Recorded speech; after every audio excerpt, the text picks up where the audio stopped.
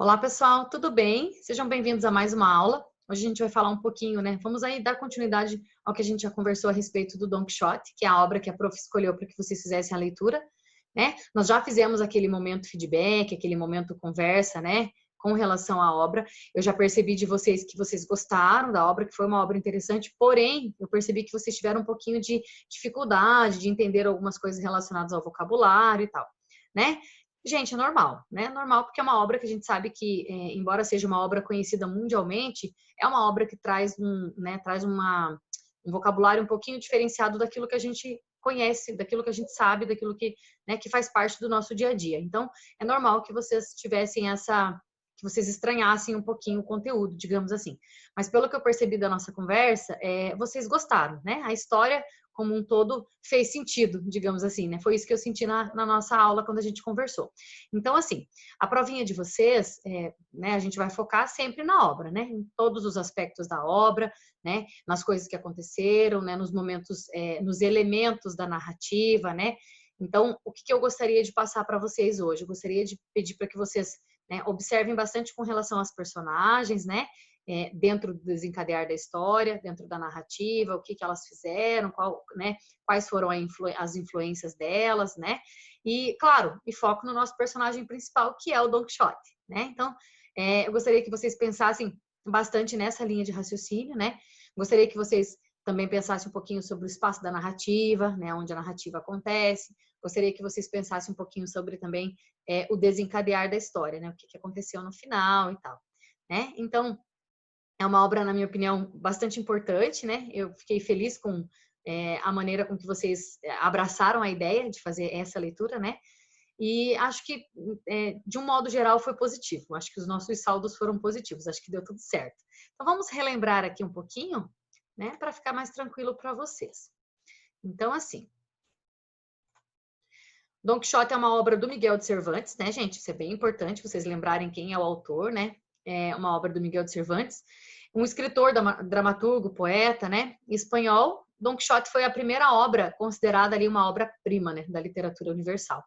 É uma obra conhecida mundialmente, é uma obra muito lida também, né? As pessoas baixam, compram, né? As pessoas têm várias opções de leitura, mas Don Quixote, querendo ou não, ainda faz parte ali dos clássicos, né, da literatura mundial. E vai continuar fazendo parte, né, gente? Eu acredito. A obra foi publicada em duas partes, como a prof já havia comentado, né? A primeira em 1605 e a segunda em 1615. Gente, talvez seja por isso que vocês sentiram um pouquinho de dificuldade com relação ao vocabulário, né? É uma obra bem antiga. Então, as dificuldades que vocês sentiram acaba sendo, digamos assim, normais, digamos, né? Então, ó, com relação, de um modo geral, né? A gente sabe que tem várias edições, né? De várias publicações, mas, né? A prof colocou aqui para vocês uma das primeiras, né? E aí uma outra, né? De algum outro ano aí que tenha. Eu mesmo, por exemplo, eu tenho aqui em casa duas versões. Tem uma estilo aqueles livros capa dura e tal, bem mais antigo, e tem uma outra de uma coleção mais nova, assim, então. Como ele é uma obra bem importante, é uma obra conhecida mundialmente, querendo ou não, a gente sabe que sempre tem aí várias edições, né? Então não tem como a gente mensurar exatamente aí quantas edições. Então, assim, o Don Quixote, né, é considerada a maior obra da literatura espanhola, né, e é o segundo livro mais lido na história, né? Então, a gente sabe que, independentemente do vocabulário, né, a história do nosso cavaleiro aí é bem conhecida, digamos assim, né?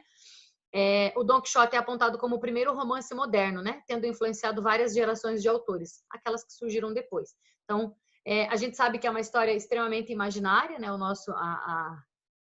nosso personagem principal é um sonhador. Ele mistura o tempo todo realidade com fantasia, né? Ainda bem que tem o Sancho Panza, que traz ele para a realidade, né? Mas a gente sabe que ele mistura o tempo todo isso. Independentemente de ser uma obra extremamente fantasiosa, extremamente sonhadora, a gente sabe aí que é considerado um dos primeiros romances modernos, né, gente? Então, assim, ó, só para a gente relembrar um pouquinho da história, né? A obra narra as aventuras e desventuras de Don Quixote, né? um homem de meia idade, quando a gente diz meia idade, a gente pensa em uns mais ou menos 50 anos, né? Que resolveu se tornar cavaleiro andante, né? Depois de ler muitas histórias, muitos romances de cavalaria. Então, eu costumo dizer que ele fugiu, né? Ele perdeu o controle do que era realidade, do que era fantasia, a partir dessas leituras, né? A gente costuma dizer isso. Até comentei com os meus alunos do sexto, que ele leu tanto, de tanto ler, ele perdeu o juízo, ficou maluco, né? Então, essa é a linha de raciocínio. E de tanto ele fazer essas leituras, ele decidiu que ele também, né? Peraí, eu também posso ser um cavaleiro, né? Aí ele resolveu lá, providenciando um cavalo, armadura, né? Resolveu lutar para provar o seu amor por Dulcinea, né?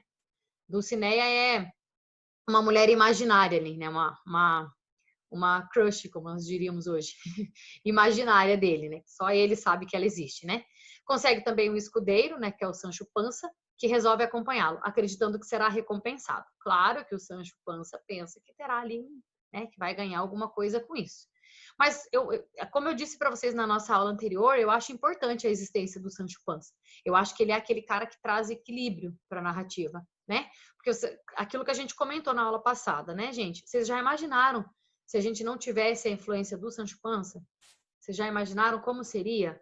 Né? Eu acho que nós teríamos muito mais dificuldade para entender a obra, né? Porque o Sancho Panza ele traz para a gente aquele choque de realidade. Né? A hora que o Don Quixote vê algo que foge daquilo que realmente acontece, o Sancho Panza está ali para dizer, peraí. E aí é com essa chamada do Sancho Panza que a gente acaba, né, entendendo melhor a história. Então eu acho que ele é um ponto de equilíbrio ali, né? Ele funciona muito bem como um ponto de equilíbrio. Então, Quixote mistura fantasia com realidade, né? Que foi o que a prof já havia comentado, né?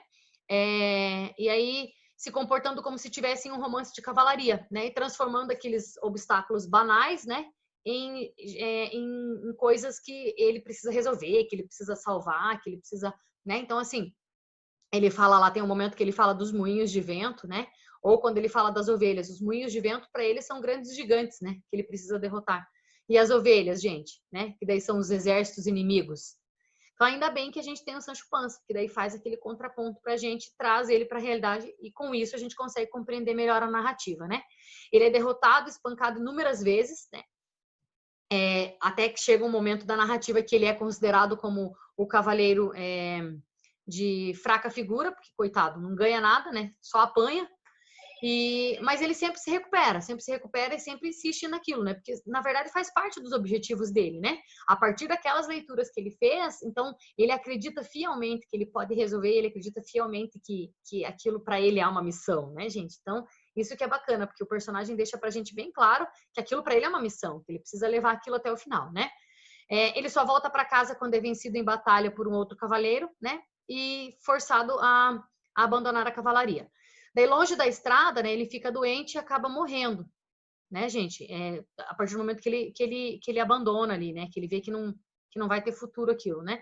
Ele acaba morrendo. Nos seus momentos finais, né? A gente sabe que ele recupera a memória ali, ele recobre a consciência e, puxa vida, né? Acho que viajei na maionese, né? Mais ou menos isso.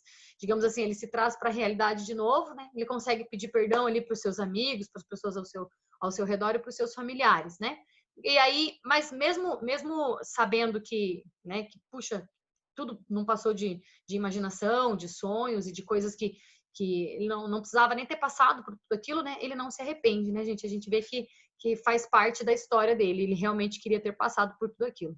Né? Acho que eu tenho a sensação de que ele morre feliz, sabendo que ele lutou, né, com os ideais dele, pensando naquilo que ele queria naquele momento, digamos assim.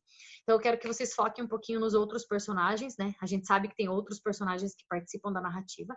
Eu quero que vocês foquem um pouquinho, né, em todos aqueles que têm influência diretamente com o nosso personagem principal.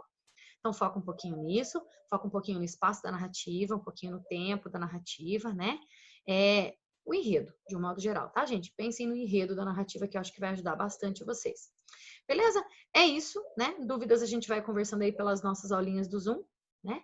E qualquer coisa vocês podem entrar em contato com a prof por e-mail. Tá bom, pessoal?